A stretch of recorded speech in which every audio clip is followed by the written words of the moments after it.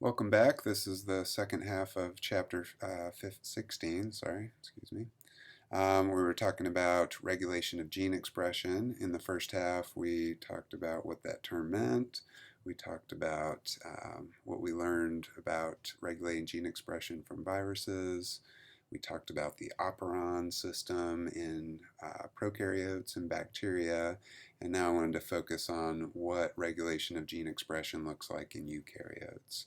And right off the bat, I want to emphasize that it looks very different than the prokaryotic system. So eukaryotes do not have operons.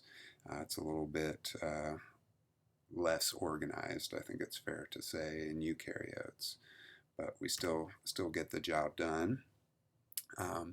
So just to remind you, right, this term gene expression refers to taking your gene from the DNA to the active protein polypeptide in the cell.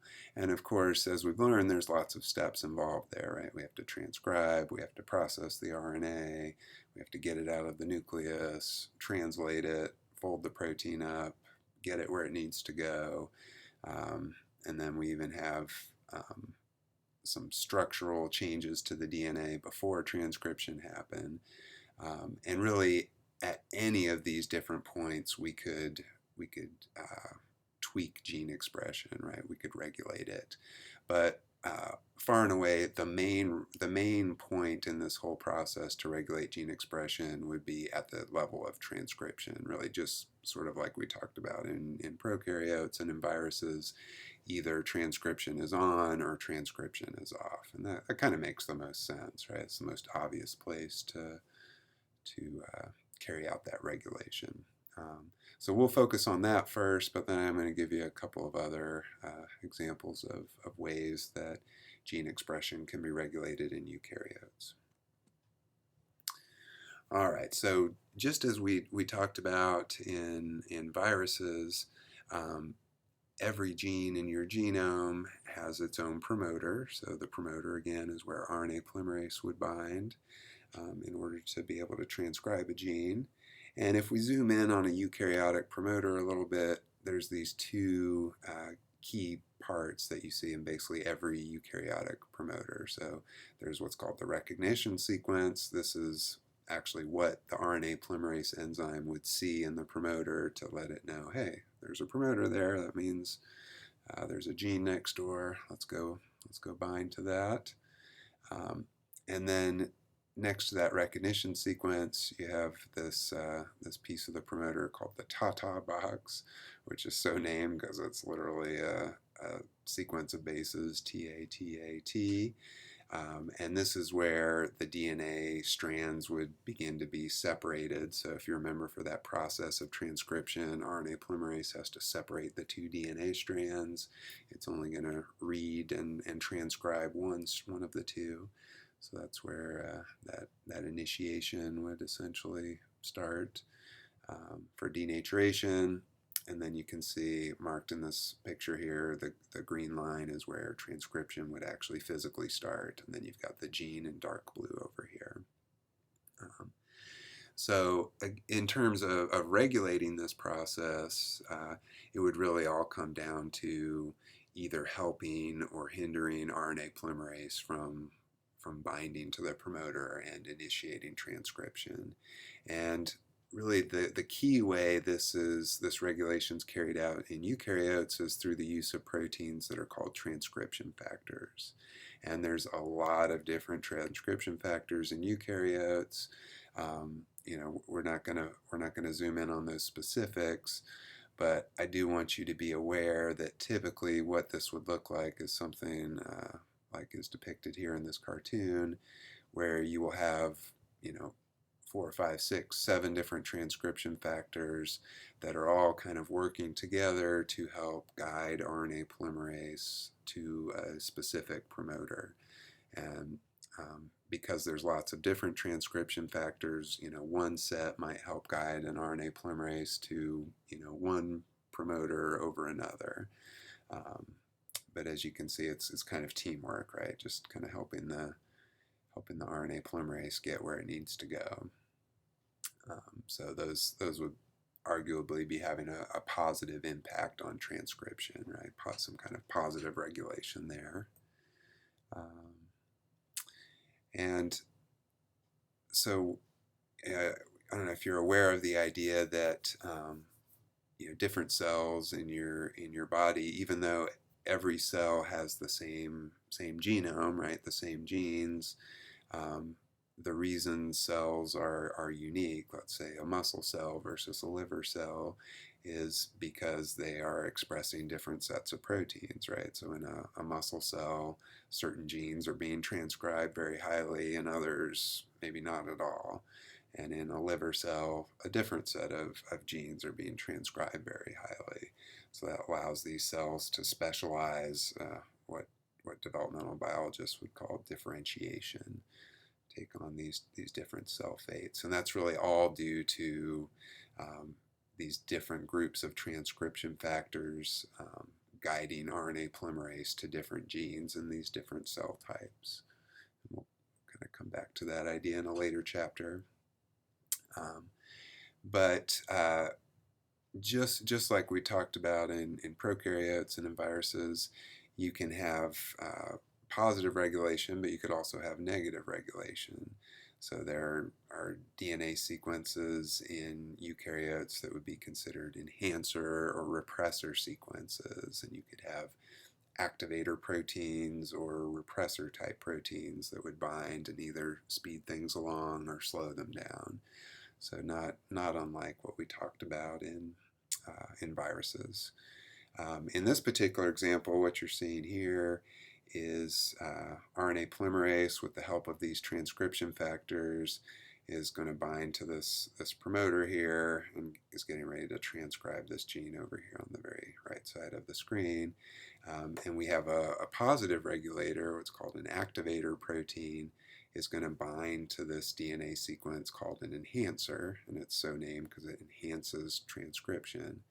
And you'll notice the enhancer isn't really particularly close to the gene that's getting ready to be transcribed, but that doesn't really matter because DNA is flexible and can fold back on itself. We see this activator protein binds here, and then as shown at the bottom, right, the DNA strand folds back, and that activator protein now is in contact with the transcription factors and is helping give everything a little boost there, so we would get faster transcription taking place, just as one example. So this cartoon is just going back to that idea that you have different groups of transcription factors that are helping guide RNA polymerase to specific genes in a cell. So as we saw in bacteria with the operon system, everything was very neatly organized, right? If we wanted to produce all the enzymes we needed for lactose digestion, they were all right there grouped together in the genome, and we had one promoter that we had to turn on, and we would produce all those enzymes. In eukaryotic cells, because things aren't organized like that, you might have 3 genes that are all involved with one process. So in this example, gene A, B, and C, they're all in, let's say, even different chromosomes in the genome. And in this particular example, all 3 of those genes are involved with stress response in plants in this case. So the plant is stressed, and we want to activate all 3 of those genes, but we don't have the benefit of the operon system. So how do we do that? Well, basically what would happen is the stressed plant would produce one regulatory protein, multiple molecules of it, that would go essentially act to enhance transcription of those 3 genes simultaneously. So, it binds to these 3 DNA sequences right next to genes A, B, and C. That helps recruit RNA polymerase and make sure that all 3 of those get transcribed in the moment of need there. So, it's not quite as neat and tidy as the operon, but we're still getting the job done. All right, so that was focusing on transcriptional control, right? Like I said, that's the main regulation point. Turn transcription off or speed it up. But there are other places in this whole central dogma, this process where we could regulate gene expression. And so I want to give you one example here that would actually be regulating before transcription takes place, and this would be through what's called chromatin remodeling. And these are essentially kind of structural changes in the DNA that would either increase or decrease transcription. And this kind of falls under the umbrella of epigenetics, which is a hot term in biology and in genetics these days. Epi meaning above, so this is sort of an umbrella above genetics. But this term just refers to, heritable changes in gene expression that don't actually involve any mutation or changes to the DNA sequence. And I'll show you some examples of what this means, if that seems a little strange to you. But there's really two main processes that would fall under this epigenetic umbrella, and one is what's called DNA methylation, and the other DNA acetylation, which is also sometimes just called chromatin remodeling. But these two phenomena are really interesting because they seem to be affected pretty strongly by environmental conditions, for example. So this would be a case where your physical environment could actually affect your gene expression. And so let's start with this idea of DNA methylation. And it's really just as it sounds, it is adding chemical methyl groups to cytosine bases in genes or in promoters in the DNA. And there's an enzyme that can do this, can add or remove these methyl groups from the DNA. And what we see is if we add a lot of these methyl groups to the promoter sequences, right, where RNA polymerase would normally bind, it can turn transcription way down or even off. So it seems to be RNA polymerase doesn't like it when it shows up to bind to the promoter and it sees all these chemical methyl groups sitting there. It is hesitant to bind, and so we get less transcription. This has been really well studied in cancer cells because we find weird methylation patterns in a lot of cancer cells. We find these promoters get over-methylated for certain genes, and that turns certain genes off, and that can help lead to the cancerous state. So it's actually really exciting to have some understanding of this because, as I said, these methyl groups can be added or removed. So, this is one place where might be a good possible treatment mechanism would be to go in and see if we could reprogram some of these methylation patterns. The second example of epigenetics was the chromatin remodeling, and as I mentioned, this is tied in with DNA acetylation or histone acetylation. So I don't know if you remember from the chapter on mitosis when we were talking about DNA packaging, so getting packaged up densely for cell division. That occurs by wrapping the DNA around these histone proteins and then folding it back on itself. So in this cartoon you can see the DNA kind of in gray here and the histone proteins in purple. We can add or remove these chemical acetyl groups from those histone proteins, and that can alter how tightly the DNA is wrapped. So if we add more acetyl groups, that basically prevents the DNA from condensing quite as tightly. And if it's not condensed as much, then RNA polymerase has easier access to the genes that might be on this DNA, so we get more transcription. Whereas if we remove the acetyl groups, it packages up more tightly, RNA polymerase has trouble getting in there, and we're going to get less transcription. And so as I mentioned, this is epigenetic, so these patterns of DNA methylation or DNA acetylation can actually be inherited, passed parent to child. So that could carry on from generation to generation in some instances. So there's actually two different terms for the chromatin depending on how densely it's packed based off its acetylation status. We've got euchromatin, which is the more acetylated, less densely packed DNA. In that case, you're going to get more transcription. Whereas heterochromatin is less acetylated, more condensed, less transcription happening. And this is a particularly interesting phenomenon if you are a female, because as I'm sure you're aware, you have, female mammals, including humans, have two X chromosomes.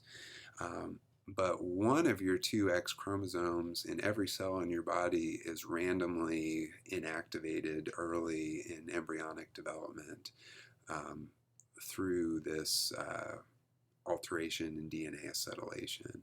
They basically get converted into heterochromatin. So you could see here you've got a cell, right, with two X chromosomes that are both active, and then just randomly in every cell, one of those two gets really tightly packaged and condensed, so you essentially get no transcription. So really you only have one active X chromosome in each cell. And this phenomenon can cause some interesting phenotypes. For example, female dogs or cats that have this tortoise shell, or I think sometimes you'll hear it called a brindle pattern, fur pattern, where it's really splotchy, black and orange. These are always going to be females that are heterozygous for the fur color gene, so that's on the X chromosome. So in this cat, it's got one allele for orange fur, one allele for black fur. And imagine you've got your little cat embryo, and we just randomly go through every cell in that embryo and just inactivate one of the two X chromosomes. And what will happen is, in one cell we'll inactivate the X chromosome that has the orange fur color gene on it. So this cell and all of its descendants, as it goes through mitosis, are basically only going to produce black fur, right? So you get a patch of black fur. Whereas the cell right next door, we inactivated the X chromosome that had the black fur color gene, and we're left with a patch of orange fur. So you get these interesting splotches. We would call this cat a mosaic, really, for its fur color gene. So in humans, I guess maybe luckily, we don't have a lot of obvious phenotypic genes, hair color, skin color on the X chromosome, or else, all the ladies would be walking around looking visibly splotchy. But you really are mosaics if you're a female. It just may not be obvious at first glance. Okay, so we've talked about the fact you can regulate gene expression at the transcriptional level. You could regulate it before transcription by either altering methylation or acetylation patterns. And I'll give you two other quick examples. We could alter gene expression at the RNA processing level, or we could even wait until after translation has happened and basically alter the protein that was made in some way. So, okay, so let's talk about the mRNA processing and how that could be used to regulate gene expression. And I think the most dramatic example of this is this phenomenon called alternative splicing. Now, we've already talked about the fact that in eukaryotes, every gene is composed of introns and exons, right? So RNA polymerase just transcribes all of it, so you get an RNA that has both introns and exons. And then, as we learned before, kind of the standard thing would be, okay, we splice out all the introns and then just glue all the exons together in order, right? In this case, 1 through 6. But what we see in a lot of eukaryotic genes is you could actually splice in different ways the same messenger RNA. So in this case, you can see 3 different ways to splice that one messenger RNA. So for example, in this case, we discarded exon 3. We just took 1, 2, 4, 5, and 6. In this example on the right, we've got 3 in there, but we discarded exon 2. So we end up with, three different possible RNAs in this case, but there are human genes that have been shown to be spliced in like 50 different ways. If it's a large gene with a lot of exons. And if we then follow those through translation, you're going to end up with totally different proteins out of those three different mRNAs. So it's kind of a way that eukaryotes can get more bang for their buck, right? They can have one gene that actually produces 3 or 4 or sometimes 50 different proteins. So that would be considered altering gene expression there, because we're making different proteins from that same gene.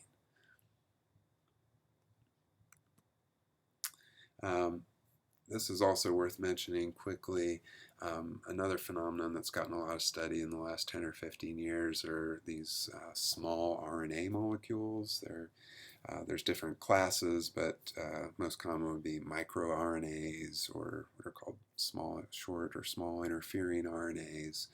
And these are, as the names would imply, very small RNA molecules that can basically bind to specific mRNAs in the cell and cause them to become degraded. So they're reducing the amount of protein that would be made from specific genes. And so these get used in a lot of mechanisms. They're important just as a normal part of your cell's biology, but there's a lot that may have been around kind of designed to help identify like viral RNAs or invading sequences that they would want to get rid of. So it's been a pretty well-studied phenomenon. And then lastly, theoretically we could go through the whole process of transcription, translation, and then the cell decides, okay, I don't need this protein anymore, so it needs to get rid of it.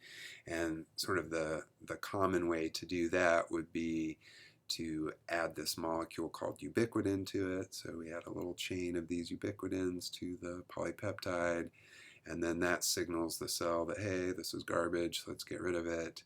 We take it off to the protein trash can, which is the proteasome. This is an enzyme complex that literally chews up the protein into little pieces, so it's non-functional anymore, spits out the ubiquitin molecules to be reused. So that doesn't seem the most efficient, right? We spend all the time and effort to transcribe and translate, but sometimes that's just the way it goes. We made that protein, we only needed it around for a short time, and now I got to get rid of it. So because we're affecting which proteins are present in the cell here, we would still consider this regulating gene expression. All right, thanks for hanging with me.